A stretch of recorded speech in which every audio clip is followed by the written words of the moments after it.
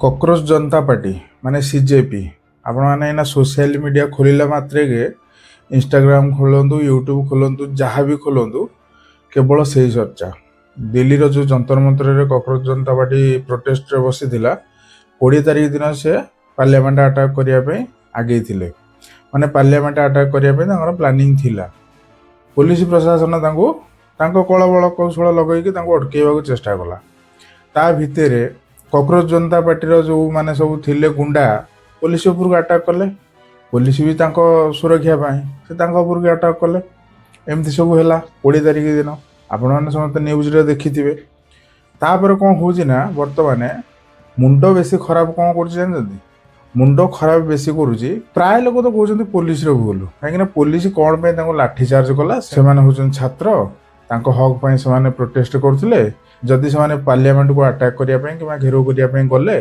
ताले सेटा सुरुखुरी रे पारथा पुलिस कौन पे लाठीचार्ज कला जो मैंने कहते पुलिस लाठीचार्ज कला से देखुना जो कॉकरोच जनता पार्टी जो गुंडा सब थिले जो देशद्रोही मैंने सब थिले से माने जो भाया देश विरोधी नारा देकी जाइकी सेठी पुलिस ऊपर अटैक कले सेटा तांको आखि की देखा जाउनी केवल जे सेठी पुलिस ऊपर अटैक कराई से नुहे सेठी सांबादिक मानक ऊपर को अटैक कराई महिला पत्रकार जो जाइथिले सेठी सेमान को भी दुर्व्यवहार सेठी कराई सांबादिक मानक डाकी डाइका सेमान को ऊपर को अटैक कराई माने जदि मीडिया खराब है पुलिस प्रशासन खराब है सरकार खराब है ताले भल किए तमे सब भल आतंकवादी है कि देश को बर्बाद कर तमें सब भल आपण मैंने समस्ते जानते तथापि मुझे कहीदे कॉकरोच जनता पार्टी या कौन पाई कॉकरोच जनता पार्टी ये नीट परीक्षा जो पेपर लीक होता से माने छात्र मानकर हक दाबी उठाइबा शिक्षा व्यवस्था रे परिवर्तन आनिया छात्र मानकर जो सब पढ़ा बेकार हो गला परीक्षा जो पेपर लीक हो गला धर्मेंद्र प्रधान को इस्तफा दाबी रे यही सब कथा नहीं कि माने छात्र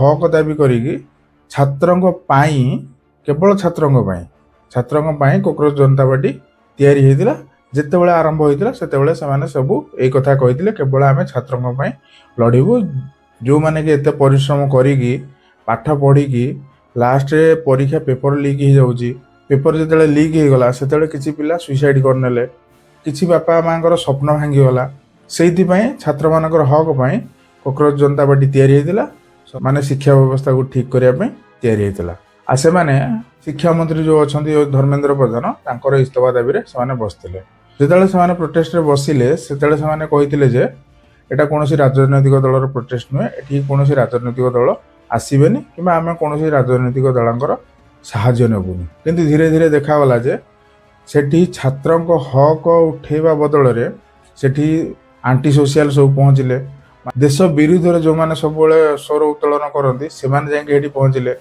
गोटे धर्म विशेष को माने केवल हिंदू धर्म को टार्गेट करी बहुत कथा कहगला सेठी हिंदू देवादेवी की अपमान करागला भगवान राम को लेकिन बहुत अपशब्द कहगला छात्र हक को छाड़ी देगी बाकी सब जमीक देश विरोधी नारा दबा जो माने कि देशर सब अमंगल चाहूँगी जो माने कि चाहूँ आम देश में सब वाद विवाद लगी रो सब भाया प्रोटेस्ट लगी रो से मैंने ही केवल जाकि पहुँचले आ गोटे कथा हूँ कौन कि जो मैंने केवल बीजेपी की विरोध कर केवल पहुँचले शेष आड़ को देखागला कौन ना सबुतक नेता नेत्री सबुतक पार्टी सब कर्मी एकाठी केवल बीजेपी को ही टार्गेट कले सबुतक राजनैतिक दलर कर्मी मिसिकी केवल बीजेपी की ही टार्गेट कले से पंजाब रे छात्र माने बसी लाठीचार्ज होकर पुलिस माड करा क्या देखा जाऊनी कांग्रेस शासित राज्य में सेठी भी सेमती छात्र माने बसी प्रोटेस्ट रे भी सेमती लाठीचार्ज कराऊपर माड होता क्या देखा जाऊनी केवल बीजेपी की टार्गेट करने सबुतक एकाठी गले निरीह छात्र मानक आगू करदे समस्त कहते निरीह बोली मुझे से निरीह बोली कहीपरि से क्षीर खाऊा छुआ नुहति मुंडे बुद्धि ना कौटा ठीक कौटा भूल आरे हक जब लड़ार अच्छी ताले ठीक बाटर लड़ ना नीट परीक्षार जो पेपर लीक होता जो एत बड़ आंदोलन या जहाँ पदक्षेप नेबा कथा से तापर भी रिनीट कराला रिनीट परीक्षा रिजल्ट आसला पिला रिजल्ट रे खुशी होगी डांस कर प्रोटेस्ट अपेक्षा सेठी अधिक पिला थरे देखी नियंतु ये हूँ से पिलांकर खुशी एमाने भी जेंजी एमाने भी परीक्षा देइछंती से नीट परीक्षा जो कि कॉकरोच जनता पार्टी तैयारी होता ମାନେ ଏମାନଙ୍କୁ ଯେଞ୍ଜି କୁହାଯିବ ନା ଯେଉଁମାନେ ବସିକି ଏଠିକି ଦେଶ ବିରୋଧୀ ନାରା ଦେଇକି ଦେଶକୁ ବର୍ବାଦ କରିବା ପାଇଁ ସେଠି ବସିକି ପୋଲିସ ପ୍ରଶାସନ ଉପରକୁ ଆଟାକ୍ କର, ପାର୍ଲିଆମେଣ୍ଟକୁ ଆଟାକ୍ କର, ସେ ଧର୍ମେନ୍ଦ୍ର ପ୍ରଧାନ ଇସ୍ତଫା ଦିଅ, ସେ ନରେନ୍ଦ୍ର ମୋଦି ଇସ୍ତଫା ଦିଅ। ଆଜି ଗୋଟେ ନ୍ୟୁଜ୍ ଦେଖୁଥିଲି, ସେଥିରେ ଜଣେ କହୁଛି କ'ଣ ନା ଦିଲ୍ଲୀର କମିଶନର ଅଛନ୍ତି ସେ ଇସ୍ତଫା ଦେବେ। କିଛି ମୂର୍ଖ ବୁଝିପାରୁନାହାନ୍ତି, ଏମାନଙ୍କୁ କହୁଛନ୍ତି ନିରୀହ ଛାତ୍ର। ଏମାନେ ନିରୀହ ଛାତ୍ର, ଏମାନେ କାଳେ ଶାନ୍ତି ଶୃଙ୍ଖଳା ଭାବରେ ପ୍ରୋଟେଷ୍ଟ କରୁଥିଲେ, ଆଙ୍କୁ ସରକାର ଆଙ୍କ କଥା ଶୁଣିଲାନି। ଆତଙ୍କବାଦୀ ଭଳିଆ ଦେଶକୁ ଯିଏ ବର୍ବାଦ କରିବା ପାଇଁ ଚେଷ୍ଟା କରିବ, ତା ପାଇଁ ଯାହା ହେବା କଥା ହେବ, ଆଇନ ଅନୁଯାୟୀ ତାକୁ ଯାହା କରିବା କଥା କରାଯିବ। ଯେମିତି ଆତଙ୍କବାଦୀକୁ ଆମ ଦେଶର ସେନା ଯେଉଁ ଭଳିଆ ଶାସ୍ତି ଦେଉଛି, ସେମାନଙ୍କୁ ବି ସେଇଭଳିଆ ଶାସ୍ତି ଦିଆଯିବ। ଯିଏ ଆତଙ୍କବାଦୀ ଭଳିଆ ହେଇକି ଦେଶକୁ ବର୍ବାଦ କରିବା ପାଇଁ ଚେଷ୍ଟା କରିବ। ଯେଉଁ ପୋଲିସ ମାନଙ୍କର ମୁଣ୍ଡ କାନ ଫାଟିକି ଯେଉଁ ପୋଲିସ ମାନଙ୍କର କ୍ଷତି ହେଲା, ସେମାନେ ବୋଧେ କେବେ ଛାତ୍ର ନଥିଲେ, ସେମାନେ ବୋଧେ ଦେଶର ନାଗରିକ ନୁହନ୍ତି, ସେମାନେ ବୋଧେ କାହାର ବାପା ନୁହନ୍ତି, କାହାର ସ୍ୱାମୀ ନୁହନ୍ତି, ସେମାନଙ୍କର ବୋଧେ ଘର ସଂସାର ନାହିଁ, ସେମାନଙ୍କର ବୋଧେ ଛୁଆ ନାହାନ୍ତି କେହି। କିଛି ଅନ୍ଧକୁ ଏସବୁ କିଛି ଦେଖାଯାଉନି। ଯେଉଁ ପର୍ଯ୍ୟନ୍ତ ନିଟ୍ର ପେପର ଲିକ୍ କଥା ଥିଲା, ଯେଉଁ ପର୍ଯ୍ୟନ୍ତ ଶିକ୍ଷା ବ୍ୟବସ୍ଥାକୁ ପରିବର୍ତ୍ତନ କରିବାର କଥା ଥିଲା, ସେ ପର୍ଯ୍ୟନ୍ତ ମୁଁ ବି ସମର୍ଥନ କରୁଛି। ଯଦି ତମେ ଧର୍ମେନ୍ଦ୍ର ପ୍ରଧାନଙ୍କର ଇସ୍ତଫା ଦାବିରେ ସେଠି ବସିଥିଲ, ସେ ପର୍ଯ୍ୟନ୍ତ ବି ଠିକ୍ ଅଛି। ଯଦି ବି ସରକାର କୌଣସି ଭୁଲ କରୁଛି ତାକୁ ବିରୋଧ କରିବା, ସେ ପର୍ଯ୍ୟନ୍ତ ଠିକ୍ ଅଛି। କିନ୍ତୁ ତମକୁ କିଏ ହକ୍ ଦେଲା ପବ୍ଲିକ ପ୍ରପର୍ଟି ନଷ୍ଟ କରିବା ପାଇଁ? ତମକୁ କିଏ ହକ୍ ଦେଲା ଦେଶର ପାର୍ଲିଆମେଣ୍ଟ ଉପରେ ଆଟାକ୍ କରିବା ପାଇଁ?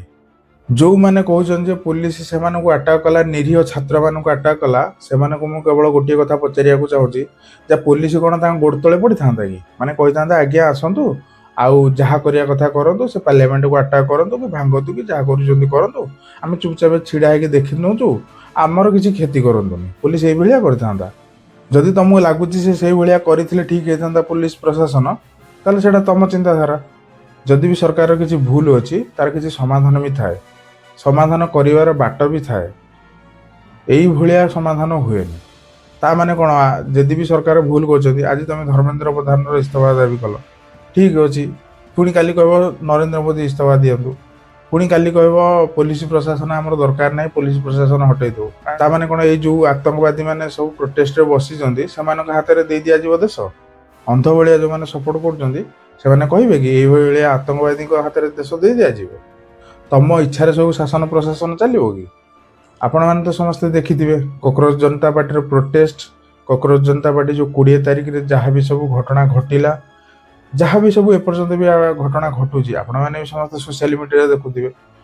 ଭୁଲ କାହାର ଠିକ୍ କାହାର ମୁଁ ଏଠି କହିବାକୁ ଚାହୁଁନି। ଯଦି ବି ସରକାରର ଭୁଲ ଅଛି, ତାହେଲେ ତାଙ୍କ ବିରୁଦ୍ଧରେ ସ୍ୱର ଉତ୍ତୋଳନ କରିବା ପାଇଁ କି ତାଙ୍କ ବିରୁଦ୍ଧରେ ଆନ୍ଦୋଳନ କରିବା ପାଇଁ ସମସ୍ତଙ୍କର ଅଧିକାର ଅଛି। ତା ମାନେ ନୁହେଁ ଯେ ଦେଶକୁ ବର୍ବାଦ କରିଦେବା, ତା ମାନେ ନୁହେଁ ଯେ ଆମ ଦେଶକୁ ବଦନାମ କରିବା। ସବୁ ରାଜନୈତିକ ଦଳ ମିଶିକି ଯେଉଁ ବିଜେପି ବିରୁଦ୍ଧରେ ଲାଗିଛନ୍ତି, ଆଉ ସବୁ ତକ କ'ଣ ତୁଳସୀ? ସେମାନଙ୍କର କିଛି ଭ୍ରଷ୍ଟାଚାର ନାହିଁ? ମୁଁ କହୁଛି ବିଜେପି ଗୋଟା ତୁଳସୀ ନୁହେଁ, ତାର ବି କିଛି ନା କିଛି ଭୁଲ ରହୁଛି।